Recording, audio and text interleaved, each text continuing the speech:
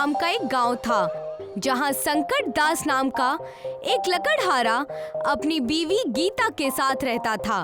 संकट दास की उम्र काफी हो गई थी, लेकिन उसकी कोई औलाद नहीं थी, इसलिए वो अकेले ही नदी किनारे जंगल से लकड़ियां काटने जाता था। लकड़ियां बेचकर संकट दास को जो थोड़े बहुत पैसे मिलते थे, उन्हीं से इंतजाम हो पाता। नदी पर बहुत से मछुआरे भी मछलियां पकड़ने आते थे। एक दिन संकट दास ने देखा कि मछुआरों ने अपने जाल में एक जल परी को पकड़ लिया है। मुझे छोड़ दो, मैं तुम्हारे तरह ही एक इंसान हूँ। बस फर्क सिर्फ इतना है कि पैरों की जगह मेरी पूंछ है। हम तुम्हें नहीं छोड़ेंगे। तुम्हें बाजार में बेचने पर हमें बहुत कीमत मिलेगी। मछुआरे जल परी के सर पर डंडा मारकर उसे बेहोश कर देते हैं और जल परी को जाल में ही छोड़कर खाना खाने चले जाते हैं। संकट दास ये सब देख रहा था। संकट दास को जल परी पर रहम आ जाती है। वो चुपके से जल परी के पास जाता है और जल परी के मुंह पर पानी की छींटे मारता है। होश में आते ही जल परी चिल्लाने लगती है, मुझे छोड़ दो, मुझे छोड़ दो, बचाओ। डरो नहीं, मैं मछुआरा नहीं हूँ। मेरा नाम संकट दास है। मैं तुम्हारी मदद करने आया हूँ। संकट दास ने कुल्हाड़ी से जाल काटा। मैं तुम्हारा ये एहसान कभी नहीं भूलूंगी। इसमें एहसान की कोई बात नहीं है। मैंने तो बस इंसानियत के नाते तुम्हारी मदद की है। इतना कहने के बाद संकट दास अपने घर लौट आया। घर लौटने पर संकट दास ने देखा कि उसकी बीवी आंखों में आंसू लिए है और उसने खाना भी नहीं बनाया है। क्या हुआ गीता, आज तुम इतनी मायूस क्यों हो? रोजाना तो तुम मेरे लिए खाना बनाकर तैयार रखती थी, आज तो तुमने चूल्हा भी नहीं जलाया है। घर में अनाज का एक दाना नहीं है और आज सरपंच ने गांव में ढोल पिटवाकर ऐलान करवाया है कि आज के बाद कोई भी जंगल से लकड़ियां नहीं काटेगा। क्या हुकूमत ने लकड़ियां काटने पर रोक लगा दी है? हाँ, इसीलिए रो रही हूँ मैं। हमारे पास तो लकड़ियां काटकर बेचने के अलावा कमाई का और कोई रास्ता भी नहीं है। अब हमारा क्या होगा? हमारा तो कोई बेटा भी नहीं है जो शहर जाकर कमाई करके ला सके। फिक्र मत करो, एक दरवाजा बंद होता है तो दूसरा खुलता है। भगवान हमारी मदद जरूर करेंगे। आज लकड़ियां बेचकर 100 रुपए मिले हैं। चलो ढाबे पर चलकर खाना खा लेते हैं। मैं बहुत थक गया हूँ। बाजार जाकर अनाज लाने का मेरा मन नहीं हो रहा है और फिर मुझे बहुत तेज भूख भी लगी है। संकट दास और गीता ढाबे पर खाना खाने पहुँचे। गांव में एक ही ढाबा था जो शेरा और हाथी नाम के 2 भाई चलाया करते थे। शेरा भाई, जरा हमारे लिए 2 सादा थाली लगवा दीजिए। ठीक है, लगाता हूँ। आधे घंटे इंतजार करना पड़ेगा। आधा घंटा बीत गया, लेकिन थाली नहीं आई। शेरा भाई, अभी तक हमारी थाली नहीं आई। तुम बार बार मेरा सिर क्यों खा रहे हो? देख नहीं रहे हो इतनी भीड़ है? मगर तुम्ही ने तो कहा था कि आधे घंटे बाद थाली मिल जाएगी। अब हम कभी इस ढाबे पर खाना खाने नहीं आएंगे। गीता ने घर पहुंचकर संकट दास से कहा, हमारे गांव में एक ही ढाबा है, उस पर कितनी भीड़ रहती है और खाना भी अच्छा नहीं मिलता। क्यों ना हम लोग अपना एक ढाबा खोल लें? अगर हमारा ढाबा चल निकला तो हमारी अच्छी कमाई हो जाएगी। ये ख्याल मेरे मन में भी आया था। मैं अपने सोने के कंगन गिरवी रख दूंगी, तब तो किराए का इंतजाम आसानी से हो जाएगा ना। संकट दास और गीता ने शेरा और हाथी भाइयों के ढाबे के पास ही एक दुकान किराए पर ले ली और अपना ढाबा शुरू कर दिया। संकट दास भाई, थाली कितने की है? सिर्फ 50 रुपए की। आप बैठिए, मैं अभी आपके लिए खाना लगाता हूँ। संकट दास और गीता के मोहब्बत भरे बर्ताव और लजीज खाने की वजह से उनके ढाबे पर धीरे धीरे लोगों की भीड़ बढ़ती गई। उधर शेरा और हाथी का ढाबा खाली होता जा रहा था। कुछ ही दिनों में शेरा और हाथी भाइयों का काम धाम ठप हो गया। शेरा भाई, अगर ऐसा ही चलता रहा तो हम तो बर्बाद हो जाएंगे। पिछले 2 महीनों से हमारी आमदनी आधी से भी कम हो गई है। हमें इस संकट दास को ठिकाने लगाना होगा। ना रहेगा बांस, ना बजेगी बांसुरी। मेरे पास एक तरकीब है। शेरा संकट दास को बचपन से जानता था। वो जानता था कि संकट दास को तैरना नहीं आता। एक रात शेरा और हाथी संकट दास के करीब पहुंच गए।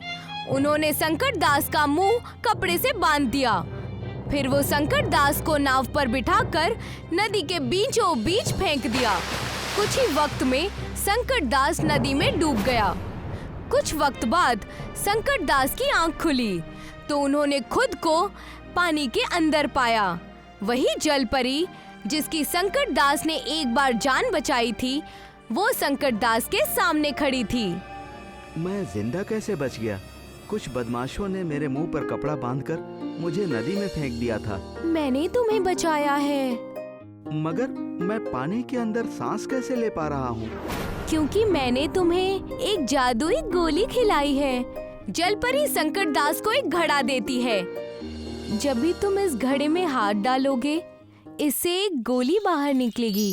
उस गोली को खाने के बाद कोई भी पानी के अंदर सांस ले सकता है, लेकिन ध्यान रहे कि इस गोली का असर केवल 12 घंटे तक ही रहता है।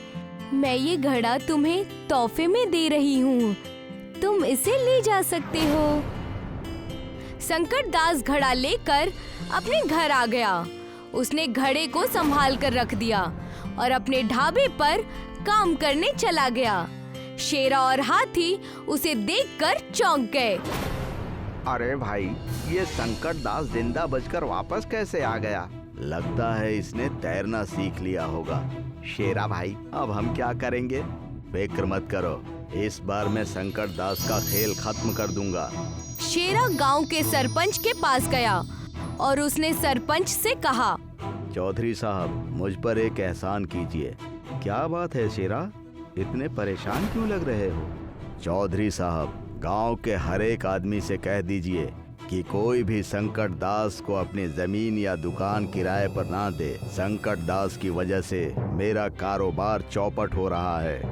ठीक है, तुम्हारा काम हो जाएगा। संकट दास जिस दुकान में ढाबा चला रहा था, उस दुकान के मालिक ने संकट दास से दुकान खाली करवा दी। इन्हें अचानक क्या हो गया? हम तो अच्छा खासा किराया भी दे रहे थे, फिर भी इन्होंने हमसे दुकान क्यों खाली करवा दी? कोई बात नहीं, मैं कोई दूसरी जगह किराए पर ले लूंगा। संकट दास निराश होकर नदी के किनारे गया।